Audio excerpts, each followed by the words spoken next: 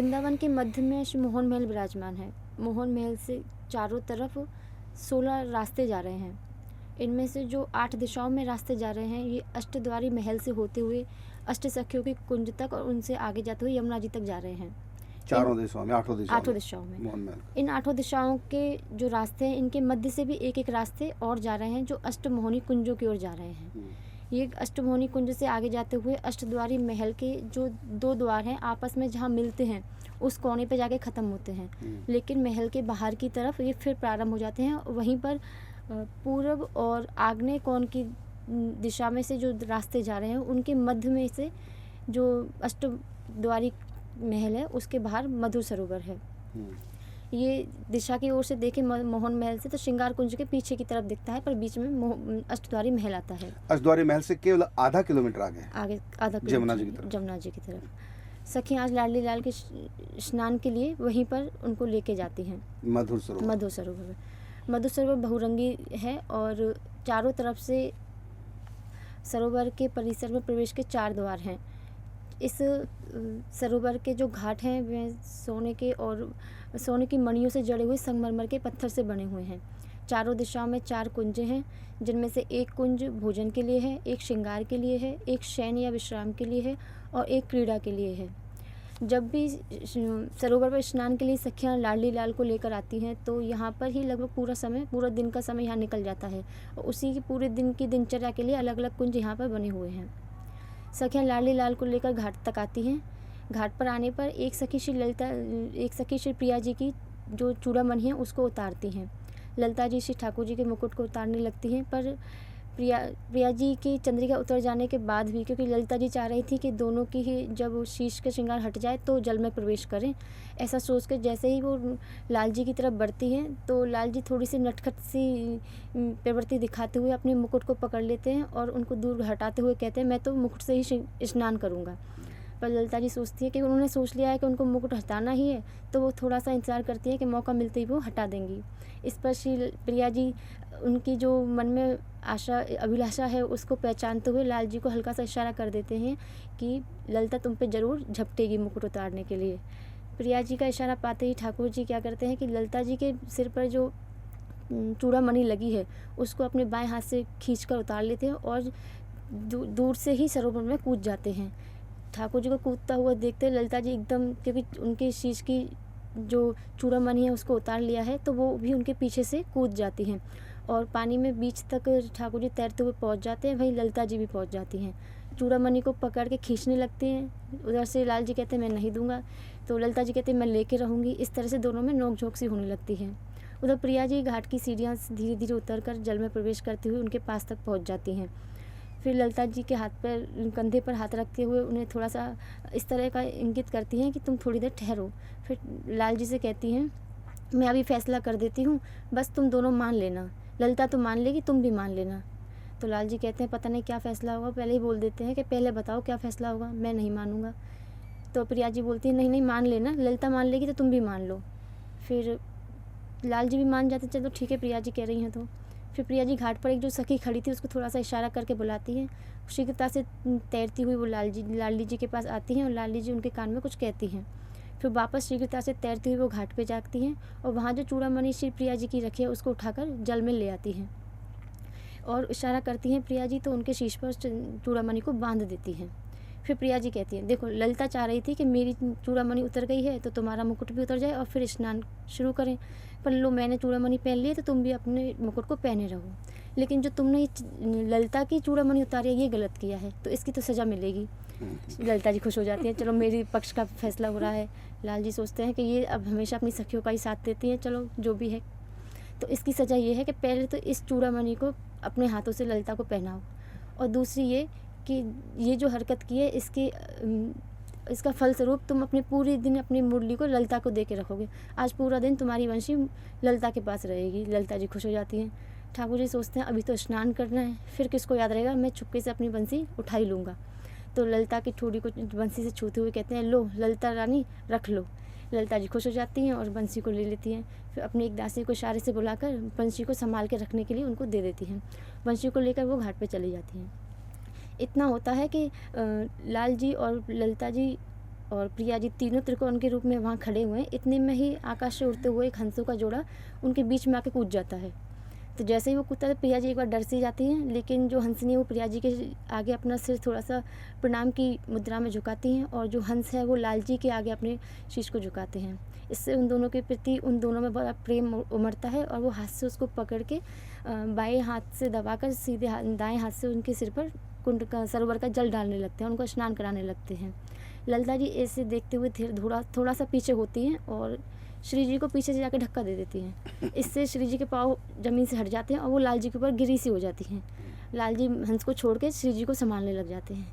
लेकिन ये सब इतनी तीव्रता से होता है कि एक क्षण में ही ये सब काम हो जाता है, और लाल जी समझ जाते हैं कि ये ललिता जी की हरकत है। तो वो एकदम से, क्योंकि ललिता जी धक्का देके वहाँ से तैरते हुए निकलने लगती हैं, तो ठाकुर जी उनको पकड़ने लगते हैं।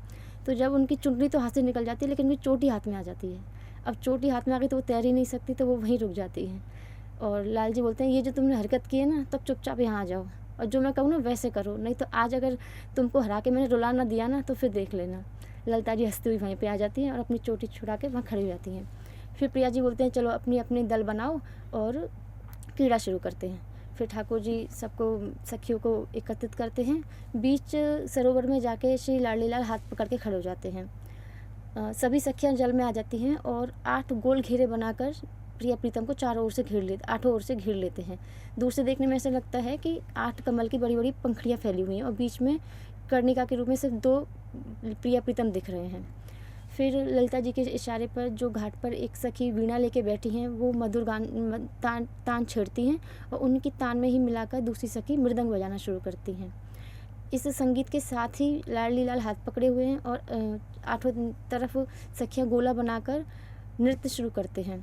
जैसे तान बढ़ती है उसी हिसाब से सभी सखियाँ पाँव पर ज़मीन पर पानी के अंदर पटकते हुए हाथों की मुद्रा बदलते हुए नृत्य शुरू करते हैं।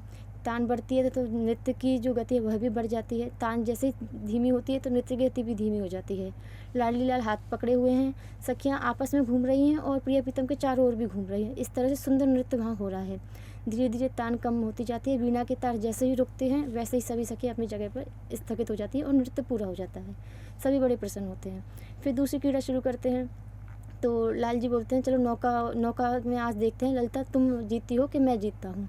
घाट पे कुछ ज़्यादा बड़ी नहीं है, छोटी छोटी नौकाएँ हैं जो हंसाकार की हैं लेकिन रंग बिरंगी हैं। उनको बीच सरोवर में बुलाया जाता है और सखियाँ और लाल जी अपनी अपनी नौका पर बैठ के नौका विहार से शुरू करते हैं। पूरे सरोवर में कमल के रंग बिरंगे फूल खिले हुए हैं, पत्ते बिखरे हुए हैं, और एक नाव पर एक परात में फूलों की ही बनी हुई गेंदें रखी हैं।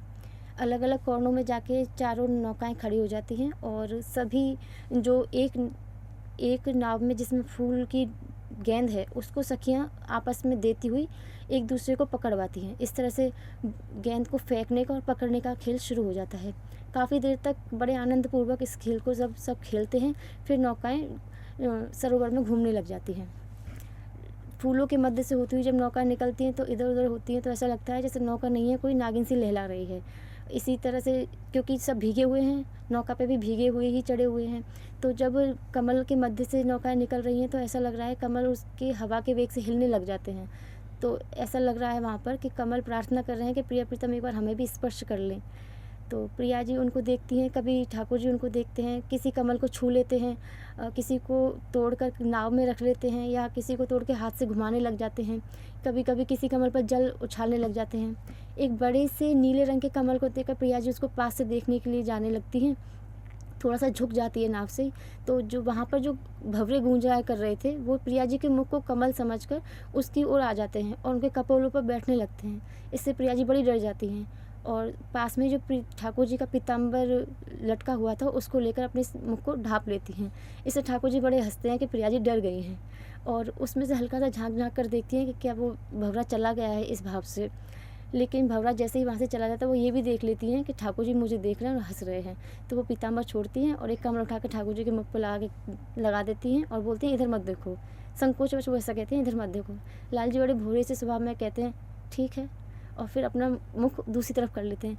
जैसे ही लाल जी दूसरी तरफ मुँह करते हैं, प्रिया जी को जैसे विरह उस वक्त व्याप्त जाता है और वो उसी वक्त ठाकुर जी का कंधा पकड़ के कहते हैं, अरे प्रियतम देखिए, उधर देखिए, वो हंस कैसे अपने पंखों को फैला फैला कर स्नान कर रहा है। ठाकुर जी समझ जाते हैं प्रिया जी की चतुराई और वो उधर देखने लग जाते हैं। इस तरह दोनों हंसने लग जाते हैं। आगे नौका में काफ़ी देर तक घूमने के बाद घाट से थोड़ी सी दूरी पर जाके सभी नौकाएं रुक जाती हैं। फिर प्रिया प्रीतम और सभी सखियाँ नौकाओं से उतर के नीचे आ जाते हैं। जो गेंद की लीला हुई थी उसके बाद ये निश्चित हुआ था कि उसमें ठाकुर जी अपने आप को 16 घड़े कलश मतलब पानी के हार गए हैं और श्री प्रिया जी 12 घड़े हार गई हैं। तो अब उसकी सज़ा होनी थी। थोड़ी देर तो वहाँ पर जल की क्रीड़ा करते हैं। फिर एक सखी के इशारे करने पर लाल जी प्रिया जी को लेकर घाट पे आ जाते हैं और प्रिया प्रीतम दोनों घाट पर बैठ जाते हैं। उनके पैर पानी में लटक रहे हैं। फिर जितना भी दाब वो हारे थे उसके अनुसार ललिता और विशाखा जी आकर कलश से जल भरती हुई उनके ऊपर डालते हैं। 16 घड़े कलशे तो ठाकुर जी पर डाले जाते हैं और 12 श्री लाली जी पर डाले जाते हैं। लेकिन विशाखा जी जो ठाकुर जी पर कलश के से जल डाल रही हैं, 16 की जगह 18 कलश डाल देती हैं। इस पर ठाकुर जी बिगड़ जाते हैं। तुमने ये क्या किया, जब 16 दाब में हारा था तो 18 मुझ पर कलश क्यों डाले गए? अब तुमने मुझ पर 2 कलश ज़्यादा डाले ना, तो इसके बदले मैं तुम पे 8 कलश ज़्यादा डालूंगा, 8 कलश और डालूंगा। इस पर विशाखा जी डर जाती हैं कि नहीं मैंने तो एक ही कलश डाला था, दूसरा तो ललिता ने डाला है। तो ठाकुर जी बोलते हैं अच्छा दोनों, चलो जिसने भी डाला है मैं दोनों पे डालूंगा। और फिर ललिता जी कहते हैं नहीं, मैंने तो इसलिए डाला था कि मैं तो सिर्फ डाल रही थी, गिनने का तो जो कलश की संख्या है गिनती का कार्य तो प्रिया जी कर रही थी। अब प्रिया जी ने मुझसे कहा था कि 1 कलश कम है, इसलिए मैंने तो 1 डाल दिया। मुझे क्या पता कितने कम है कितने ज़्यादा हैं, इसलिए 4 कलश जो मुझ पर डालेंगे उसमें से 3 प्रिया जी पर डालो और 1 मुझ पर डालो बस, क्योंकि मेरी तो कोई गलती ही नहीं है। फिर विशाखा जी कहती हैं मेरे साथ भी ये हुआ है, मुझसे तो प्रिया जी ने कहा था गर्मी का मौसम है, 1 कलश और डाल दोगी तो क्या हो जाएगा, तो उन्होंने मुझसे डलवाया है, इसलिए 3 फिर प्रिया जी पर डालो, मुझ पर तो सिर्फ 1 ही डलेगा। लाल जी और प्रिया जी बड़े हंसते हैं। फिर लाल जी प्रिया जी को बैठाते हैं वहाँ पर और उन पर कलश जल डालने लगते हैं। अब जब सखियाँ जल डाल रही थी प्रिया जी पे और लाल जी पे, तो इस तरह से डाल रही थी कि जो आंचल श्री जी का शीश पर है वो वहाँ से हटे नहीं। और जब ठाकुर जी कलश जल डालने आए तो उन्होंने ऐसे जल डाला कि इतने वेग से डाला कि जो सिर पर पल्लू था श्री जी का वो वहाँ से हट गया। और नियम ये था कि जो भी जल डलवाएगा उस वक्त वो अपनी अंजलि बांध के रखेगा। प्रिया जी भी उसी मुद्रा में थी, लेकिन जैसे उन्होंने देखा कि आंचल सिर से हट गया तो वो उसे संभालने लग गई। लेकिन जैसे उन्होंने हाथ खोले तो ठाकुर जी बिगड़ गए। लो जी नियम तोड़ दिया, अब तो और कलश जलेंगे। पर श्री जी और सखियाँ श्री जी कहती हैं ज़्यादा चतुराई मत दिखाओ, तुमने इस तरह से डाला है कि ये जो डालने की पद्धति है वो उसको तुमने ही तोड़ दिया है, इसलिए तुमने नियम तोड़ा है तो मेरा भी नियम टूटा है, इसलिए ये बराबर हो गया। इस पर सब कहते हैं ठीक है, अब ये बात हो गई। फिर स्नान का शुरू करते हैं और सभी सखियाँ पहले ठाकुर जी के पूरे बदन पर उपटन लगाती हैं। कुछ सखियाँ अलग अलग कटोरी में अलग अलग तरह का उपटन ले आती हैं। ललिता विशाखा आदि सभी मिलकर कोई पाँव में, कोई पीठ पर, कोई कपोलों पर, कोई हाथों पर उपटन लगाने लगती हैं। शिवप्रिया जी एक सुगंधित तेल लेकर ठाकुर जी के केशों पर डालती हैं और धीरे धीरे से उसका मर्दन करने लगती हैं। फिर केशों पे भी उस तेल को लगाने लगती हैं। जैसे ही लाल जी को पता लगता है कि मेरी बस उपटन की पूरी प्रक्रिया पूरी हो गई है, उस सबको धक्का सा देते हुए सरोवर में कूद जाते हैं। फिर प्रिया जी की बारी आती है। प्रिया जी बैठती हैं, सभी सखियाँ उनको उपटन लगाने लगती हैं। ठाकुर जी दूर से ही श्री जी के मुखारविंद का दर्शन करने लगते हैं। फिर उनकी जो सेवा हो रही है उसमें थोड़ा सा लोभ सा प्रकट करते हुए वहाँ आ के बोलते हैं मैं भी कुछ सेवा करूँ। तो सखियाँ पहले तो मना कर देती हैं, पर उनके जो मुखारविंद पे दयनीयता होती है कि सेवा जब वो मांगते हैं तो ऐसे हो जाते हैं जैसे सबसे बड़े भिखारी वही हैं। तो सभी प्रिया जी और सखियों को थोड़ी सी उन पर दया सी आती है, तो वो जो सुगंधित तेल था वो उनके हाथ में दे देती हैं और वो फिर प्रिया जी के केशों में तेल लगाने लगते हैं। प्रिया जी के जैसे तेल और उपटन का क्रिया पूरी होती है, फिर लाडली लाल सभी सखियों को उपटन और तेल लगाने लगते हैं। जब सखियों में जब ललिता जी की बारी आती है तो पूरी जो कटोरी है सुगंधित तेल की उसको लाल जी पूरी उड़ेल देते हैं ललिता जी के शीश पर। इस पर ललिता जी बिगड़ जाती है, देखो क्या किया है। तो ठाकुर जी बोलते हैं मैंने कुछ नहीं किया है, तुमने अपने सिर को हिला दिया, इससे मेरी थोड़ी सी हाथ हिल गया और बस पूरा तेल गिर गया, इसमें मेरी क्या गलती है। इतना उन्होंने कहा तो प्रिया जी ने भी देख लिया था कि ठाकुर जी ने ही ऐसा किया है। प्रिया जी भी ललिता जी की ओर से बोलने लगी कि ये तो गलत किया है। तो जो तेल वहाँ पे फैल गया था ना उसको उठाकर वो ललिता जी के मुख पे लगाने लगते हैं। इस पर ललिता जी उनका हाथ पकड़ लेती हैं। फिर दूसरे हाथ से उठाकर श्री जी के मुख पे लगाने लगते हैं, तो श्री जी भी उनका हाथ पकड़ लेती हैं।